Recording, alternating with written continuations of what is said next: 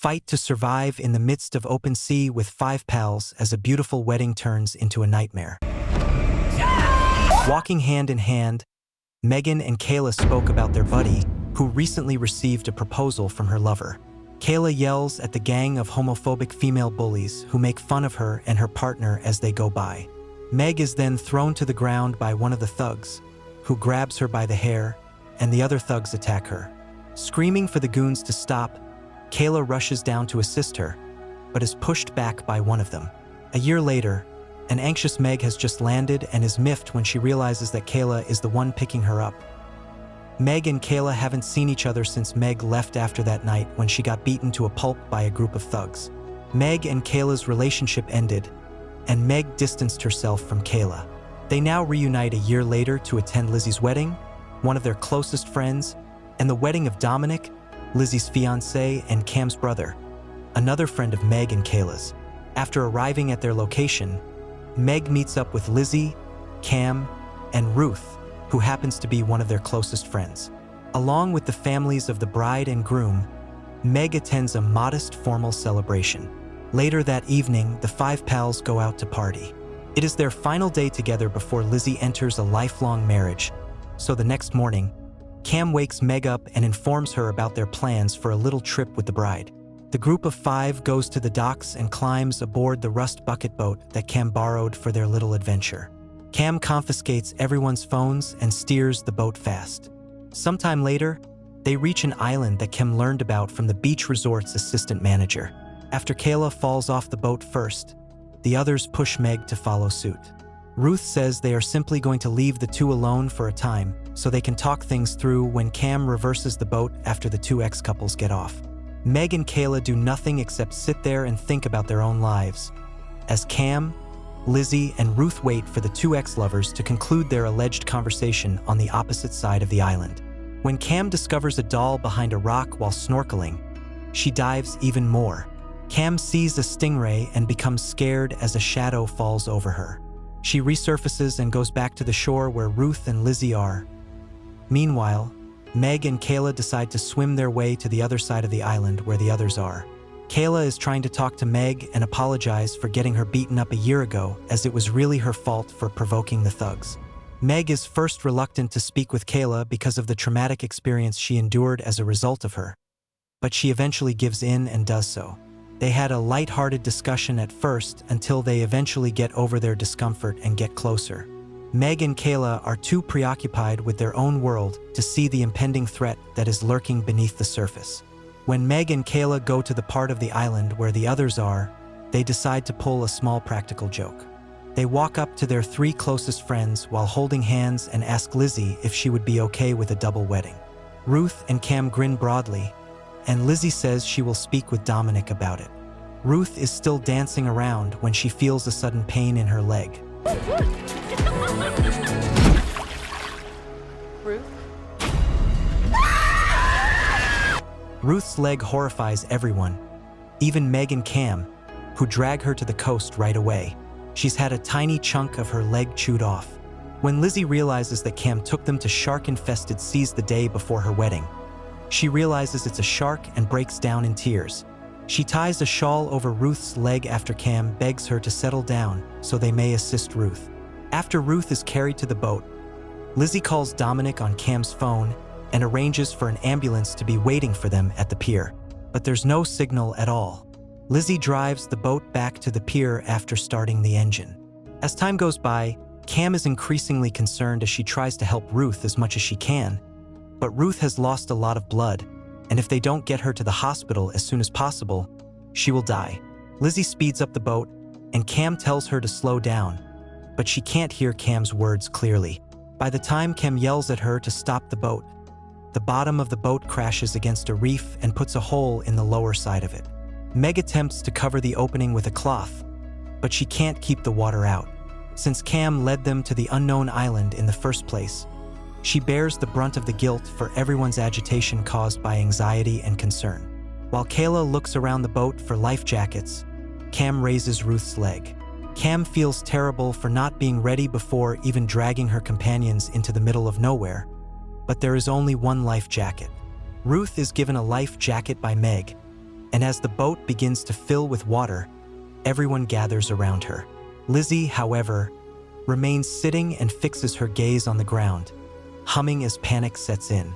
Meg, Kayla, and Cam try to talk to her, but Lizzie is too scared to respond properly. After a few more seconds of humming, Lizzie admits that she doesn't know how to swim, and the last time she tried to learn, she was young and almost drowned. She gets a buoy from Kayla, who tells her she'll be okay if she hangs onto it and treads water at the same time. The boat eventually collapses, leaving Meg, Cam, and Ruth adrift in the middle of the open sea. At that point, Kayla dives into the water and assists Meg and Cam in carrying Ruth. Meg is clutching to Lizzie firmly until Lizzie accidentally pushes her underwater, giving the youngster a vision of the horrible experience she had. Meg reappears, putting aside her own dread, and Lizzie extends her apology. Kayla tosses her wet phone aside in exasperation when she can't get it to function when she tries to call for assistance. After some time, a pain nearly causes Cam to drown, but manages to get over it. Meanwhile, Meg reassures Lizzie that she will be fine, and the latter decides to talk about their double wedding to get her mind off the fear. Kayla admits that the double wedding was just a prank, and she and Meg aren't actually back together. After that, Cam feels something on her leg and claims Lizzie kicked her. However, Lizzie never kicked her, and they are shocked to see a shark surrounding them. They need not worry, Lizzie advises them. The shark could simply be inquisitive. She describes how she and her father used to watch videos on sharks, and that when they do, the sharks are likely to get intrigued and investigate. Meg is aware that Ruth's blood may have drawn the shark, though. Meg instructs Cam to retrieve the knife in case the shark approaches too closely since she doesn't want to take any chances. Lizzie gives them instructions to hit the shark's eyes, nose, or gills if it returns after it has left. Everyone laughs when Lizzie tells them how her father was so paranoid about global warming and made them extra prepared for anything that might happen, including a shark attack. As they are having fun, Kayla sees that Ruth hasn't been moving very much. When they check on her, they are devastated to learn that Ruth has passed away. With Ruth's leg still dripping blood, Cam wills herself to be strong and advises disposing of Ruth's body before it becomes a burden or puts them in more danger. Meg agrees, even though it pains her to think about leaving their closest friend behind. Kayla and Lizzie are outraged with the idea. While Meg removes Ruth's life jacket, Cam apologizes in a whisper, and they watch in agony as Ruth floats away before the shark devours her. Lizzie wears the life jacket, and Cam suggests that one of them should swim north to find the nearest land and get some help. When Kayla makes the decision to go, Meg attempts to express her true feelings to her out of concern that she would not get the opportunity to again speak up. But Kayla stops her, encouraging her to swim away and express her feelings once they're all safe. It's getting close to dusk when Meg, Cam, and Lizzie finally get to wait. Meg has wandered quite a distance from Cam and Lizzie, who are fighting, and is floating on her back. Lizzie wants to be honest with Meg about Kayla because she is concerned about her. As Meg becomes closer to the two, Lizzie tells her the reality that she was unaware of what transpired a year prior. Kayla had actually planned on proposing to her the night of the attack, but then Meg got attacked, and Dominic stole her thunder by proposing to Lizzie.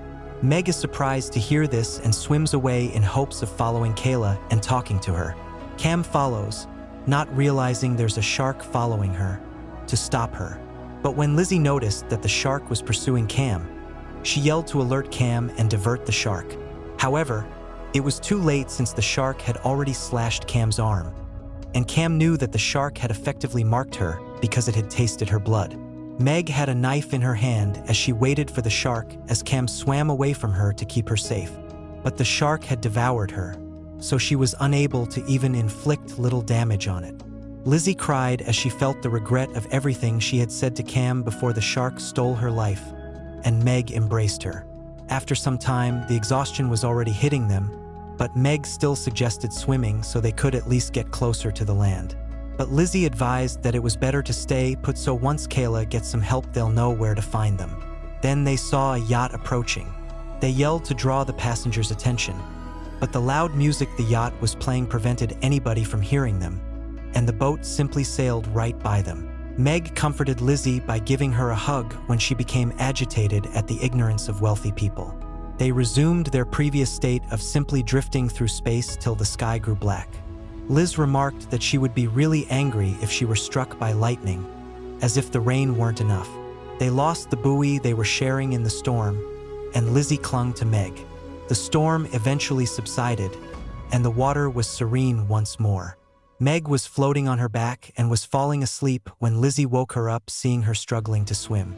Lizzie held on to Meg and offered to give her the life jacket, but Meg refused as Lizzie didn't even know how to swim. Feeling guilty for seeing her dearest pals suffer, Lizzie apologized for the predicament they were in. Lizzie was concerned that Meg might end up as Ruth and Cam had, because they had already lost two of their closest friends and Kayla was nowhere to be seen.